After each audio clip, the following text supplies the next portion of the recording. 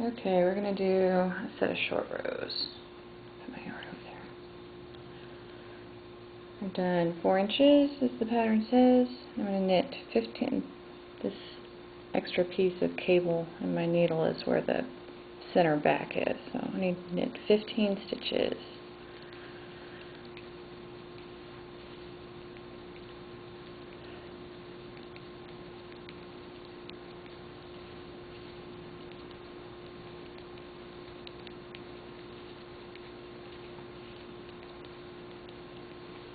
I'm just going to turn it around.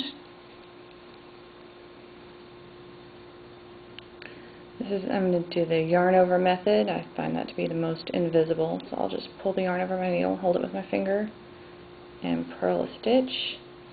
And secure it, I can let go with it. Get back to the center back.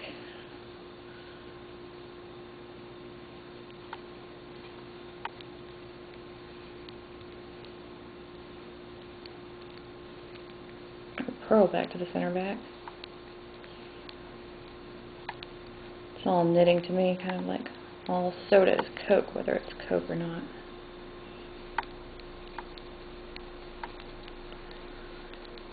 Back at the center back.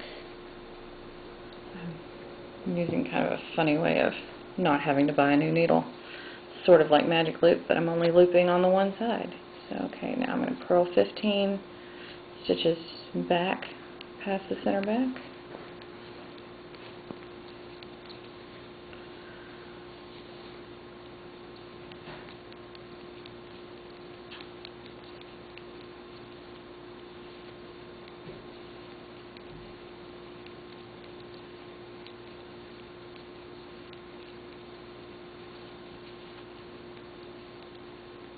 Turn it back around again. Kind of the same idea, just hold the yarn over the needle on this side and start knitting back to the middle.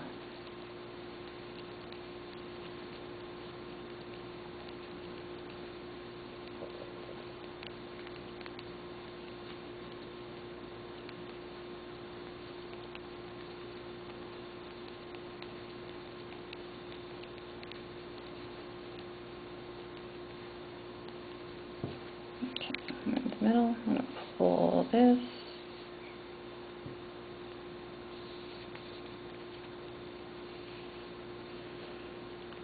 Okay, technically my short row is done, but the problem is if I ignore this yarn over right here, I will have an eyelet in my knitting if I just knit it like a stitch, and I'll also have increased a stitch. This is what I'm talking about over here. So I need to get rid of that. So knit over there to it.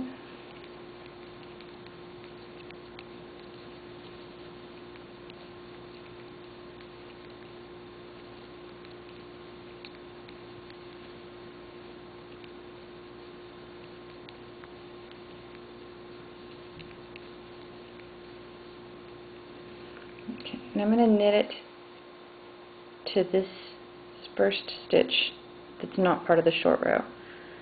Because if you knit it to this, then if I closed it up with this stitch, then I'd still have this gap here. So I'm going to close the gap. And I'm going to knit 2 together so that this stitch goes in front of this piece of yarn right here. And it will just disappear. It's hanging out in the back. Right there. But from the front, you can't see it. And you'll be able to tell a slight difference because there's 2 rows of stitches here and there's just 1 here. But that's what a short row is. And I will knit back around to the other side. And if I can edit this video, I'll take this part out because I'm sure it's not going to be that interesting for everyone. But I don't know that my editing skills are that great. As you can tell, my videography skills are also not that great.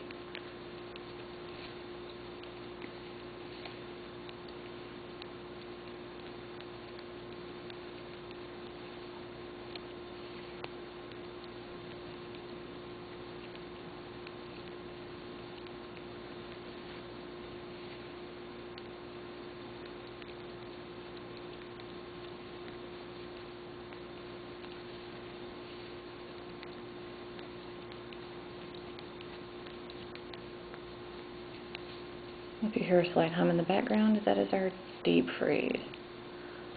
That's sort of a white noise aspect to it. Okay, and I'm getting back around.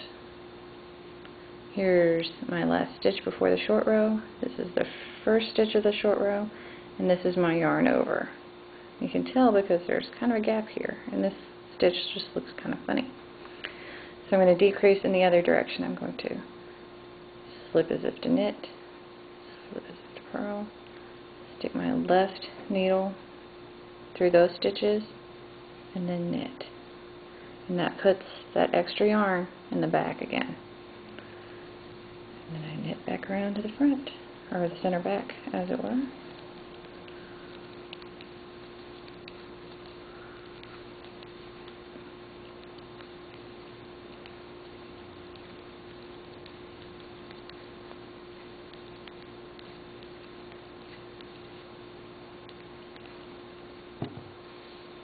And I'm done.